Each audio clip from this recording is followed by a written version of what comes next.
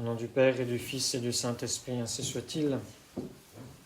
L'évangile de ce dimanche et celui de dimanche prochain annoncent la fin du monde et la venue de notre Seigneur Jésus-Christ pour juger les vivants et les morts. Ce sont les passages tirés des évangiles de Saint Matthieu pour ce dimanche et de Saint Luc pour dimanche prochain.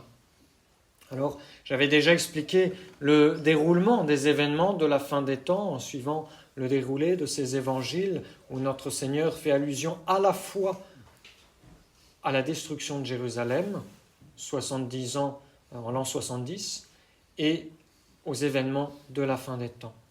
Aujourd'hui, nous nous arrêterons sur un point particulier, savoir le feu qui doit détruire la terre.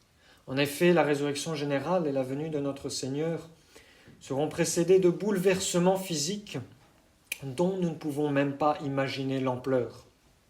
Ce sera un jour de vengeance et la justice divine s'abattra sur notre monde.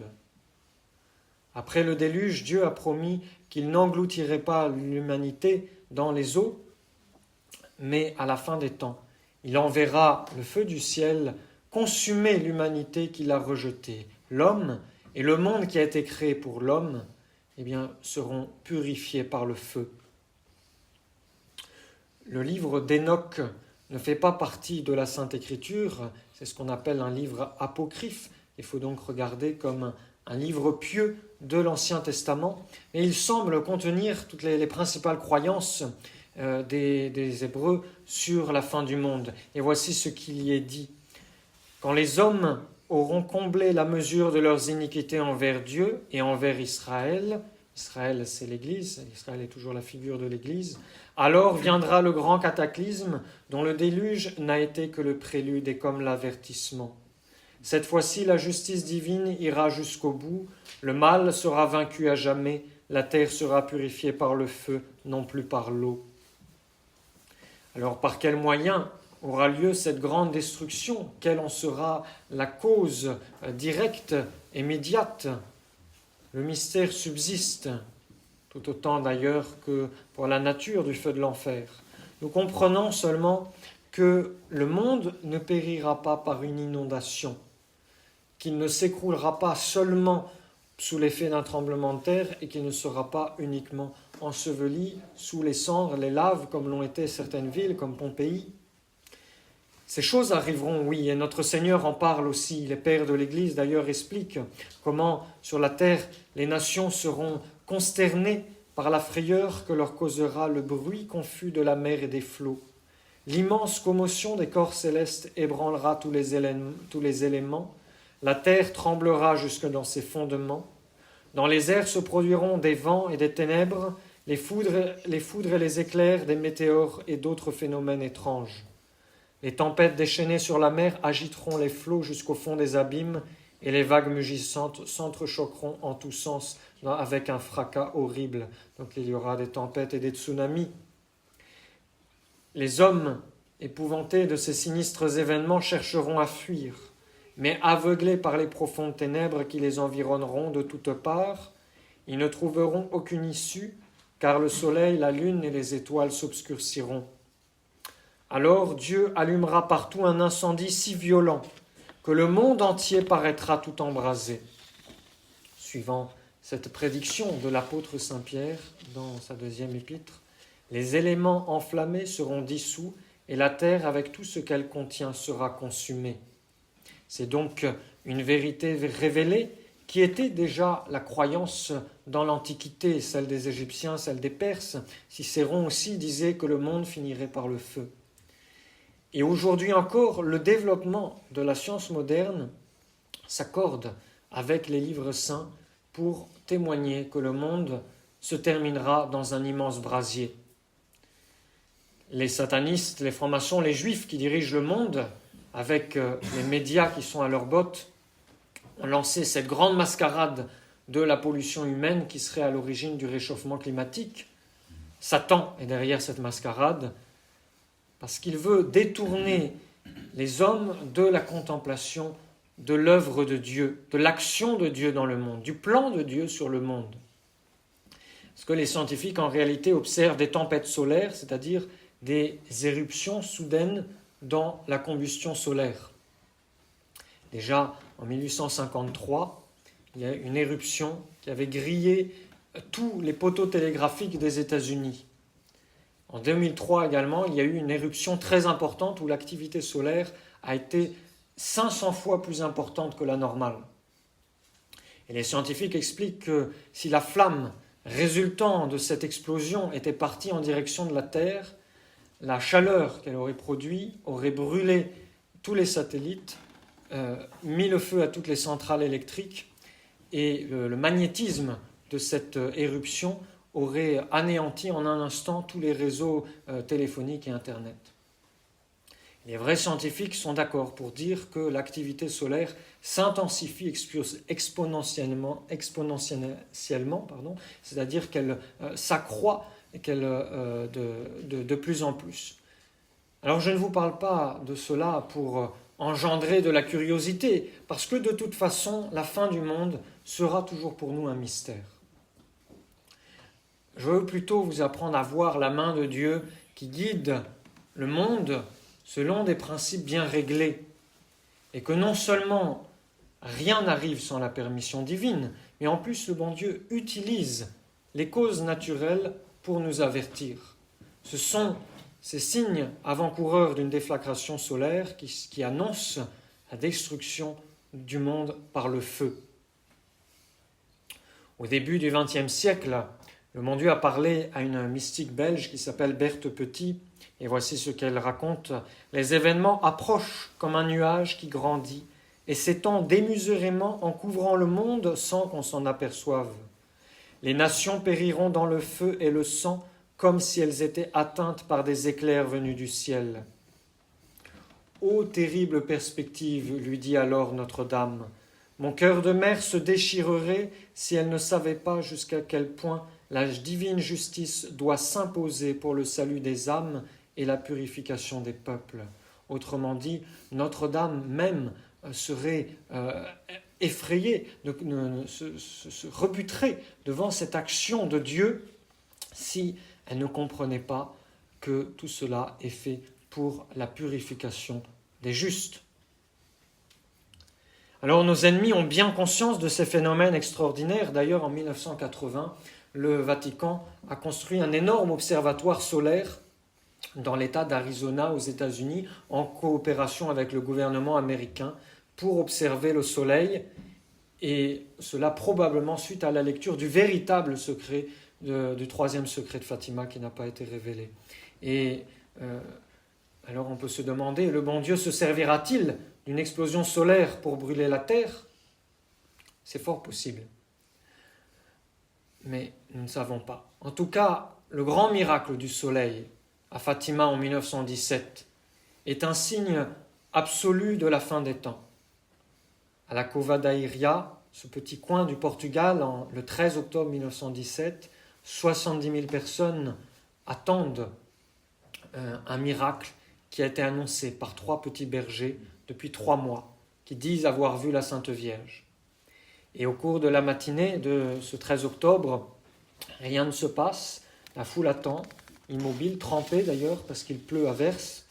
Et enfin, vers 13h30, à l'heure de la culmination du soleil, toutes les personnes présentes observent un phénomène exceptionnel. Pendant une dizaine de minutes, le soleil va tourner sur lui-même, lancer des rayons de lumière de toutes les couleurs, et puis, comme danser, se rapprocher de la Terre en zigzagant, en faisant croire qu'il allait s'écraser. Et tout d'un coup, il fonce vers la Terre. Alors la panique est générale, les gens crient, supplient, se jettent à genoux, implorent le ciel. Et juste avant de s'écraser sur cette foule, le soleil reprend sa place et son aspect habituel. Toutes les personnes, dont les vêtements d'ailleurs ont séché miraculeusement, toutes les personnes présentes, qu'elles soient catholiques ou non, il y avait un tiers de personnes qui étaient venues simplement par curiosité ou même pour se moquer de ces 3 enfants, de cette soi-disant apparition. Eh bien, toutes les personnes ont témoigné de ce phénomène extraordinaire. Alors oui, vraiment, on peut appliquer cette phrase de l'Apocalypse. Un grand signe est apparu dans le ciel, une femme revêtue du soleil. voyez, c'est Notre-Dame qui se donne la peine de nous avertir de ce qui nous attend, les châtiments. Et nous allons essayer davantage d'en comprendre le sens profond. D'abord, pour mieux comprendre le feu des derniers temps, écoutons certains mystiques décrire les calamités qui ne sont pas encore, j'insiste, qui ne sont pas encore celles de la fin du monde, de ce que disent de ces calamités que rapportent beaucoup de mystiques. Vous connaissez la voyante de Blain, Marie-Julie Jahenny. Voici ce qu'elle dit. Les ennemis arriveront à attirer sur la France des châtiments de feu. Le ciel s'ouvrira par 3 ouvertures épouvantables. Ce sera un effondrement de feu de différentes couleurs, et ces 3 effondrements épouvantables seront aperçus de tout le peuple. Il y aura des cris épouvantables, des pleurs, des gémissements, des tortures du corps. L'œil apercevra des figures difformes, des traits, mais des traits qui ne ressembleront pas aux enfants du ciel. Certainement les apparitions de démons. Dans ces 3 effondrements de feu, il y aura un son lugubre, et c'est à ce moment où l'air deviendra une peste insupportable à l'odorat humain, mais surtout presque insupportable à l'odorat des élus, c'est-à-dire que même les bons pâtiront de ces châtiments. Et à propos de la ville de Paris, elle dit « Le sol ne sera plus qu'un tombeau effondré, et gisant sur ces pierres brûlantes, il y aura partout des cadavres inanimés. » Une voyante lorraine du XIXe siècle qui a reçu les stigmates, qui s'appelle Catherine Filjung, a dit aussi qu'elle a vu le feu du ciel descendre sur la ville de Paris et que la famine était si grande que les mères dévoraient leurs enfants. Elle a adressé ses prédictions à l'archevêque de Paris. « J'ai vu, lui dit-elle, un orage à faire mourir de frayeur. C'est un tonnerre comme jamais on en a entendu. Il semble tenir toute la terre et gronde sans relâche. Une pluie de feu tombe du ciel comme quand il neige en grande abondance. Les maux seront si grands qu'on se croira à la fin du monde. » Tous les mystiques, tous les prophètes des derniers siècles ont annoncé ce châtiment de feu, la destruction de Paris par le feu, même le saint curé d'Ars y compris. Le pape Saint Pidis lui-même raconte avec effroi une de ses visions où il a vu un de ses successeurs, s'enfuir du Vatican en marchant sur les cadavres des prêtres, tellement ceci était abondant. Alors encore une fois, ces calamités que la plupart des mystiques ont annoncées ne sont pas nécessairement le feu de la fin des temps, mais ce sont les calamités qui précéderont le règne du cœur immaculé de Marie dont parlent tous les saints. Un temps de paix qui sera donné au monde avant la venue de l'Antéchrist et les dernières persécutions. Saint Jérôme, quant à lui, rapporte ainsi les signes qui doivent se manifester successivement pendant les 15 jours précédant le jugement universel. Au premier jour, la mer, se dressant dans son lit comme un mur, s'élèvera de 40 coudées par-dessus le niveau des plus hautes montagnes. Au second jour, elle s'affaissera si profondément qu'à peine on pourra l'apercevoir. Vraiment, c'est le phénomène du tsunami. Au troisième, les monstres marins, tels que les baleines et autres, se montrant à la surface, pousseront jusqu'au ciel d'affreux rugissements. Au quatrième, la mer et toutes les eaux paraîtront en feu. Au cinquième, les arbres et toutes les plantes se couvriront d'une rosée sanguinolente. Au sixième, tous les édifices s'écrouleront. Au septième, les pierres s'entrechoqueront. Au huitième jour, il y aura un tremblement de terre général. Au neuvième, la terre sera nivelée. Au dixième, les hommes sortiront des cavernes où ils étaient cachés, et ils marcheront comme des insensés sans pouvoir se parler. Au 11e jour, les ossements des morts se lèveront pour se réunir à la surface des tombeaux. Au 12e jour, les étoiles tomberont du ciel, c'est-à-dire au moins qu'elles perdront leur clarté. Au 13e, tous les hommes alors vivants mourront, afin de ressusciter avec tous ceux qui sont morts précédemment. Au 14e jour, le ciel et la terre, c'est-à-dire la surface du globe, les couches d'air qui la couvrent, seront en feu. Enfin, au 15e jour, le ciel et la terre seront renouvelés et tous les hommes ressusciteront. Ce feu du 14e jour, mes bien chers frères, servira de purgatoire pour ceux qui seront alors en état de grâce mais qui n'auront pas terminé d'expier leurs péchés ou de se purifier. Parce que le purgatoire disparaîtra à la fin des temps. Mais les calamités de la terre tiendront lieu de purgatoire. C'est ce que saint Paul veut dire dans une phrase un petit peu mystérieuse. « Car le jour du Seigneur sera révélé par le feu, ainsi le feu éprouvera l'œuvre de chacun. Si l'œuvre de quelqu'un brûle, il en souffrira la perte. Cependant, il sera sauvé, mais comme par le feu. » Ce feu sera peut-être de courte durée. On ne sait pas, puisque les jours dont on parle saint Jérôme sont des périodes de temps, une période de temps dont nous parle la Bible, qui échappe à la mesure humaine. En tout cas, ce feu sera très intense. Alors se joindront le feu tombant du ciel et le feu du centre de la terre, celui des enfers. Alors tout brûlera avant de s'apaiser subitement quand paraîtra le Fils de Dieu, notre Seigneur Jésus-Christ, s'avançant dans les nuées avec sa croix glorieuse. Alors que tous seront ressuscités et jugés, le feu de l'enfer engloutira les ennemis du Christ, tandis qu'un incendie d'amour embrasera le cœur des justes. Et le feu de Dieu consumera à jamais les uns dans la justice terrible, les autres dans un amour parfait. Alors la parole du Christ trouvera son accomplissement parfait. Je suis venu jeter un feu sur la terre, et que veux-je sinon qu'il s'allume ? Au-delà du feu matériel qui consumera toute chose, il faut comprendre que le cœur de notre Seigneur est une fournaise ardente de charité. Au XVIIIe siècle, notre Seigneur a parlé à une tertiaire franciscaine qui était en adoration devant le très saint sacrement, qui s'appelle Madeleine Vigneron. Et il lui dit que, ne trouvant personne sur qui décharger son amour, cet amour était comme un feu renfermé qui, s'il était possible, le consumerait entièrement, tellement il était fort et qu'il était plus fort que les souffrances de sa passion. Dieu est une fournaise ardente de charité. Ce qu'il faut bien comprendre pour nous, c'est que nous devons nécessairement brûler pour nous rapprocher de Dieu. Soit nous brûlerons en purgatoire, et vous savez combien le feu du purgatoire est terrible, soit nous brûlerons dans le brasier de la fin des temps, soit nos cœurs s'enflamment de l'amour de Dieu.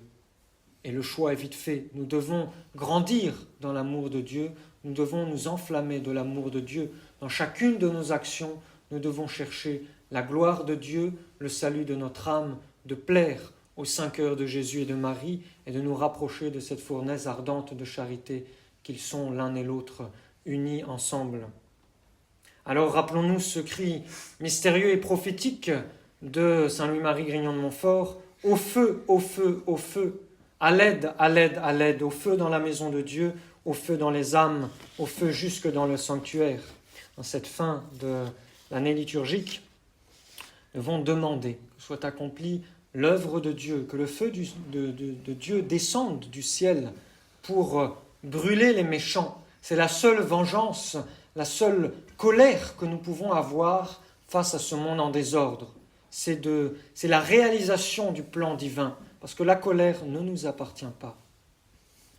Mais surtout, par-dessus tout, nous devons désirer ce feu qui purifie, ce feu intérieur qui fait échapper au feu de la mort. Nous devons désirer ce feu pour enflammer toutes les âmes. Nous devons désirer ainsi le retour de notre Seigneur à la fin des temps, mais désirer surtout que notre Seigneur vienne prendre possession totalement de notre âme. C'est le cri de l'Apocalypse, le cri de saint Jean, qui dit ceci, « L'Esprit et l'Épouse disent « Viens ». C'est-à-dire, appelle notre Seigneur. L'Esprit, c'est le Saint-Esprit qui nous pousse à crier cet appel. L'Épouse, c'est l'Église qui nous pousse également à crier cet appel. Que celui qui entende dise « Viens ». Celui qui rend témoignage de ces choses dit « Oui, je viens bientôt. Amen. Venez, Seigneur Jésus ». Au nom du Père et du Fils et du Saint-Esprit, ainsi soit-il.